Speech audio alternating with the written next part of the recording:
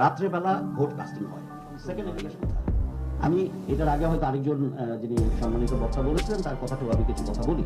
আপনারা বলছেন allowed to cast the vote, then আপনাকে সিলটা দেওয়া হতো এবং সঙ্গে আপনাকে সেই ভোটের কাগজটা দেওয়া হতো, যেটা নিয়ে সরাসরি তত্ত্বাবধানে বুথ থেকে গণনা পর্যন্ত সেনাবাহিনীর সরাসরি নিয়ন্ত্রণের জন্য নির্বাচন। জনগণ আপনাদের কাছে প্রত্যাশা করে, জনগণের অধিকার ফিরিয়ে দেওয়া আপনারা ধন্যবাদ। এই নির্বাচন বর্জন করবেন, আপনারা দেশ রক্ষার জন্য জনগণের পাশে দাঁড়াবেন। আসসালামু আলাইকুম সুপ্রিয় দর্শক বন্ধুরা, এবার 7 জানুয়ারি নির্বাচনকে কেন্দ্র করে জেগেছে নানা সংশয়। দর্শক বন্ধুরা, এই নির্বাচনকে কেন্দ্র করে কি হতে যাচ্ছে বাংলাদেশে সেটা এখন দেখার পালা।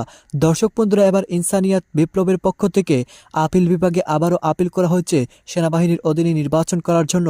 দর্শক বন্ধুরা, অন্যদিকে বিএনপি একের পর এক নানা কর্মসূচি পালন করে যাচ্ছে, আর সেই সাথে সেনাবাহিনীর কাছে এবার লিফলেট বিতরণ করে সেনাবাহিনীর কাছে বেশ কিছু আহ্বান করেছে।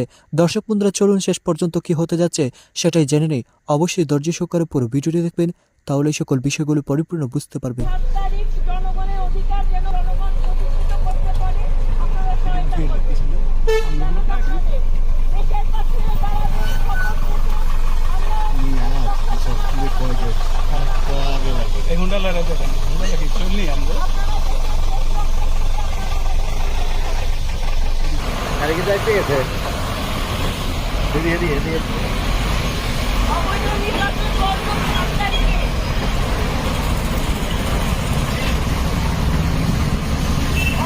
নির্বাচন বর্জন, জনগণ আপনাদের কাছে প্রত্যাশা করে, জনগণের অধিকার ফিরিয়ে দেওয়া আপনারা কাজ করবেন।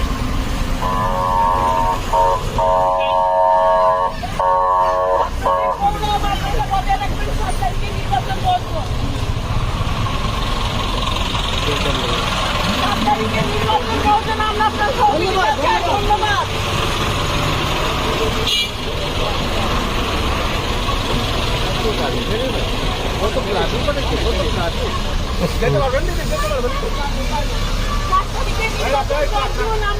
সহযোগিতা চাই, আমরা আপনাদের সহযোগিতা চাই। 7 তারিখে নির্বাচন বর্জন, যেই দল ই করেন না কেন, 7 তারিখে নির্বাচন বর্জন, অবৈধ নির্বাচন বর্জন করতে হবে, দেশ রক্ষা করতে হবে। 7 তারিখের অবৈধ নির্বাচন বর্জন, এই নির্বাচন বর্জন করবেন, আপনারা দেশ রক্ষার জন্য জনগণের পাশে দাঁড়াবেন। করতে হবে আমাদের। আসসালামু আলাইকুম। 7 তারিখে আপনাদের কাছে দেশ প্রত্যাশা করেন, নির্বাচন বর্জন, আপনারা জনগণের শক্তি শপথ নিয়েছেন। 7 তারিখে নির্বাচন বর্জন করতে হবে। আমরা প্রত্যাশা করি আপনারা দেশ বাঁচাবেন, দেশ বাঁচাতে হবে। 7 তারিখে নির্বাচন বর্জন।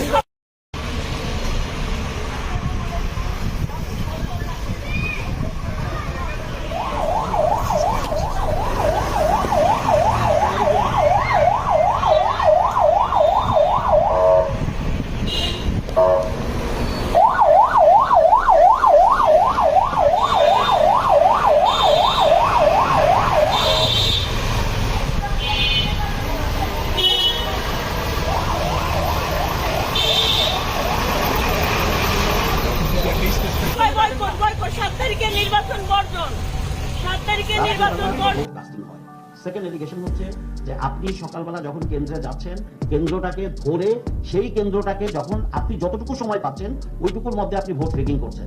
এরপরে যেটা হয়, আমি কিছুই পারলাম না, ব্যালটটাকে নিয়ে চলে গেলাম। We protected that one. সারা দেশে টহল জোরদার করেছে সেনাবাহিনী। আমার কথা কোনো ছুতে ইলেকশন বন্ধ হতে পারবে না, ইলেকশন হতেই হবে। বাংলাদেশ সেনাবাহিনী জেনারেল সালে করে নাই, ইট ইজ বাংলাদেশ সেনাবাহিনী। You have to understand that we have the pride and honesty and dignity. Number 3, গণতন্ত্র উন্নয়নের কথা। আমি এটার আগে হয়তো আরেকজন যিনি সম্মানিত বক্তা বলেছিলেন তার কথাটাও আমি কিছু কথা বলি।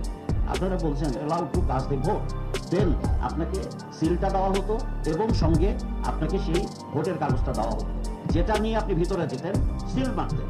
তারপরে একটা বড় বিড়ম্বনার জিনিস ছিল ওটাকে ভাঁজ করা। ভাঁজ করে আপনি ফেলার কথা বলছেন। আমরা কতগুলো জিনিসকে কনসিডার করেছি আপনাকে বুঝতে হবে। Sorry for the language, due respect to everyone, যে এলিগেশনগুলো থাকে তার মধ্যে বড় এলিগেশন হচ্ছে রাত্রেবেলা ভোট কাস্টিং হয়। সেকেন্ড এলিগেশন হচ্ছে যে আপনি সকালবেলা যখন কেন্দ্রে যাচ্ছেন, কেন্দ্রটাকে ধরে সেই কেন্দ্রটাকে যখন আপনি যতটুকু সময় পাচ্ছেন ওইটুকুর মধ্যে আপনি ভোট রিগিং করছেন। এরপরে যেটা হয়, আমি কিছুই পারলাম না, ব্যালটটাকে নিয়ে চলে গেলাম। We protected that one. তো আমরা চেষ্টা করছি ভোটের যে ধরনের কাজগুলো হচ্ছে সেগুলোকে মিনিমাইজ করার জন্য।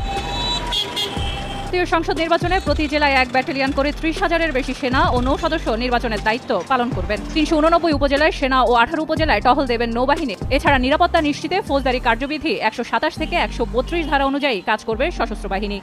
সেনা মোতায়েনে এই এখতিয়ার যখন আইনসিদ্ধ বলে মনে করছেন নিরাপত্তা বিশ্লেষকরা।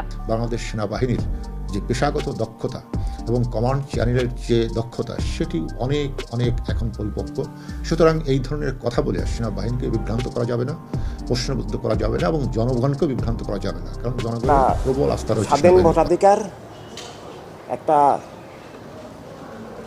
বিশ্বাসযোগ্য নির্বাচন, প্রহসনমুক্ত নির্বাচন, গণতন্ত্র যেন বেঁচে থাকে, রাষ্ট্রের অভ্যন্তরীণ স্বাধীনতা যেন বেঁচে থাকে, রাষ্ট্র যেন এক গোষ্ঠীর কুক্ষিগত হয়ে রাষ্ট্রের মৃত্যু না ঘটে, সেজন্য আমরা বহু আগে থেকেই নির্বাচনের প্রধান বাধা, স্বাধীন নির্বাচনের, স্বাধীন ভোটাধিকারের, নিরাপদ নির্বাচনের যে প্রধান বাধা, সংসদ বহাল রেখে নির্বাচন,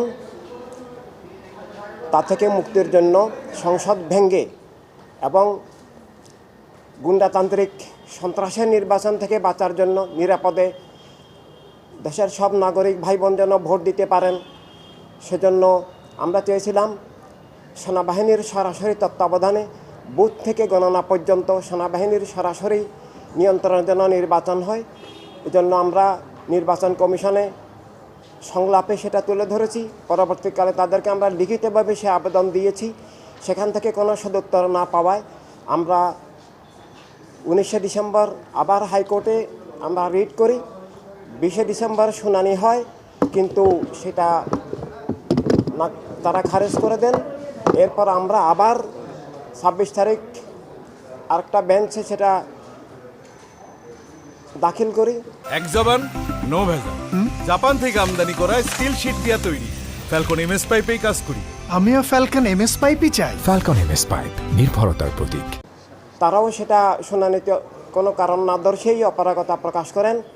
আজ আমরা সুপ্রিম কোর্টের অ্যাপিলেট ডিভিশনে আবার শুনানির জন্য আবেদন করেছি যে সংসদ ভেঙে দিয়ে আবার তফসিল ঘোষণা করা হোক, জনগণ যেন ভোট দিতে পারে। আমরা শুধু আমাদের ইনসানিয়াত বিপ্লব মানবতাভিত্তিক রাজনৈতিক দল এর পক্ষ থেকে নয়, এটা মানবতা এবং গণতন্ত্রে বিশ্বাসী দেশের সব মানুষের দাবি, সব মানুষের আকাঙ্ক্ষা যেন সব মানুষ নিরাপদে ভোট দিতে পারে, মানুষ নিজেদের জনপ্রতিনিধি নির্বাচিত করতে পারে, যেন কোনো প্রহসনের, কোনো জালিয়াতের নির্বাচন হয়ে গণতন্ত্র, রাষ্ট্রের অভ্যন্তরীণ স্বাধীনতা ধ্বংস না হয়, এটাই আমাদের বক্তব্য। ধন্যবাদ। আসসালামু আলাইকুম। আমরা সুপ্রিম কোর্টের কাছে দেশের মানুষের আস্থার সুবিচারের আশ্রয় হিসাবে এটা আমরা আশাবাদী। তা যদি না হয় সেটা দুঃখজনক, দুর্ভাগ্যজনক হবে। আমরা তখন জনগণকে নিয়ে অবশ্যই ভোটাধিকার পুনরুদ্ধারের, গণতন্ত্র পুনরুদ্ধারের, রাষ্ট্রকে রক্ষার জন্য সর্বশক্তিতে শান্তিপূর্ণভাবে প্রচেষ্টা চালিয়ে যাব।